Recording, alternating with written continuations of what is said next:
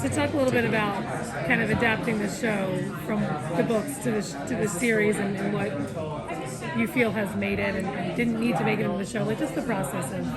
Yeah, I guess I've worked on a few different adaptations in my life, and I guess I've learned in order for it to be successful, you need to realize that television is a totally different medium than comics. I think there are things comics can do that no other medium can, but television, you have the luxury of time that our comics, 30 issues, and it just takes place over a few nights for these girls. Television, we had 8 hours to luxuriate in, and so, there are moments like from the comic where Mac has a brother, and we see him maybe once or twice. In this TV show, he becomes this fully fleshed, important character, and I think it was someone that Cliff and I watched, we're like, oh God, I wish we could go back and do the comic again. This is so wonderful. So it was just additive. It was just they captured everything from the comic, but they were like, what can we do with this added real estate to bring something more? It's been a joy. Since you mentioned wanting to do more with the comics, do you think that this show could potentially open the door for more comics, or is there a plan to continue that at all? Never say never. I mean, for the longest time, Brian and I said, this is it, this is done. Right. But, seeing those actresses, maybe seeing the whole show, spring so many ideas out, and, you never know, but... Yeah, never say never. How hard is it to write a time travel story where the things in the past affect things like 20 years in the future, and then things in the future tie back to what's in the past? You gotta check all your notes and make sure the timeline lines up. It's so goddamn hard.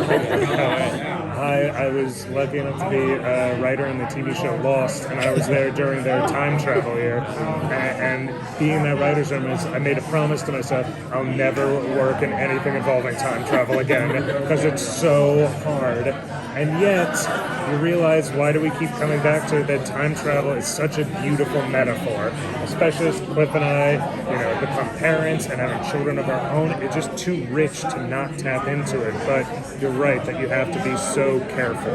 It's not the kind of thing you can make up as you go along. You've got to have a really detailed roadmap, but also know that television, you need to be nimble and know this roadmap might change. We might have to diverge from it. So it is planned carefully, but know that you're going to have to shift things around. But this writer's room is just so intense and so thoughtful that, I think they really pulled it off. Not just this first season, but their plans far beyond this. It's pretty cool. Do you have to define what those rules of the time travel are? Because in your show, it's a little bit different than like a Back to the Future type of thing, where it's just disappearing. Like yours, it doesn't seem to affect the future until they actually go to the future. It is, time travel is, we brought a lot of physicists into the room to talk about it, and I guess at the end of the day, the thing about time travel is, it's not real.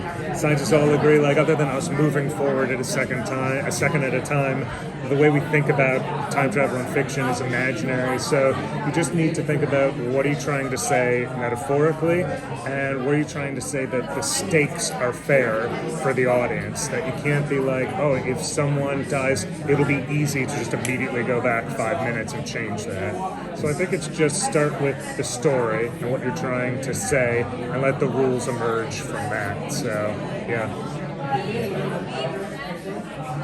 So do you have a favorite episode or scene that when you saw it you were like, this is what we've been working towards? Yeah, there's a scene in episode 5 that is really... We haven't seen this kind of thing on TV before, and it speaks to a moment with such honesty and sincerity and warmth and humor that, I think when people see it, they're really they're gonna notice it. And, it's important because, this is a show that has an entire female writer's room, that the female perspective is really integral to the show, and episode 5 probably, encapsulates that the best.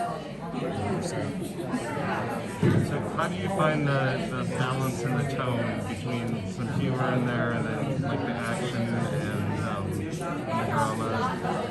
I mean, I think they nailed it. It's everything that I love about storytelling, and I think our comic captures that. I don't really think life has a consistent tone, but especially being a parent, it feels like 1 minute my life is a terrifying horror film, and then it's a slapstick comedy, and I like the kind of stories that are able to be all of those things, but feel consistent, feel like you're watching one show that has a consistent point of view, but is open enough to capture life, that it can be hilarious, that it can be scary, and it's really tough to do in comics and even harder to do in television. But I think Paper Girls, the show's real triumph of tone, that they got that exactly right. I really like the balance. So I remember on the Runaways TV show, you were saying that you know Wikipedia spoilers was the one rule. So, in other words, like, you don't want people who haven't read the comics to go on the comics Wikipedia page and know what's going to happen. Is that the same in place for Paper Girls? Yeah, 100%. We want it to be, if you're a hardcore fan of the comic and you love it, we want to invite you in and get to see these moments that you've loved. But we also want to surprise you as much as Cliff and I hopefully surprised you with the comic. And so yeah, it was giving the writers that freedom to say, like, don't worry about hitting every signpost, surprise us and delight us. And yeah, that's definitely the case. So if you've read the comic and you think you know what's going to happen next every turn, you don't. Talk about seeing the actors take on these roles. Is this what you envisioned? Were these the girls that you envisioned when this was journeying from page to screen? When we first saw the girls and their clips, we were just amazed by how they looked like the drawings. They really seemed like the characters brought to life. And then we saw them act, and then it was just like, wow, these are actual real girls. Suddenly the story opened up and became so much more believable and so much more about you could focus on their characters and focus on them, and you just love seeing them together. And I think that is maybe my favorite part of the show, is seeing them all interact. How would you sell this show to someone who doesn't know, people who aren't aware of Paper Girls? What are you telling people that aren't the comic fans? I think when we started pitching the comic, I think it was this concept that really Cliff hit on that we were doing. Is as simple of ideas. What would 12-year-old think of you right now? If you suddenly walked into a room and were confronted with the person you used to be, would they be disappointed? Would they be thrilled? And I just think it's something that we all think about. It is so universal, this idea of, am I on the right path? And, does it even matter what younger me thought? And so, I think whether you love science fiction, you hate this kind of show, you think, I don't want a show with female protagonist, it doesn't matter. This show is for you because it is so universal.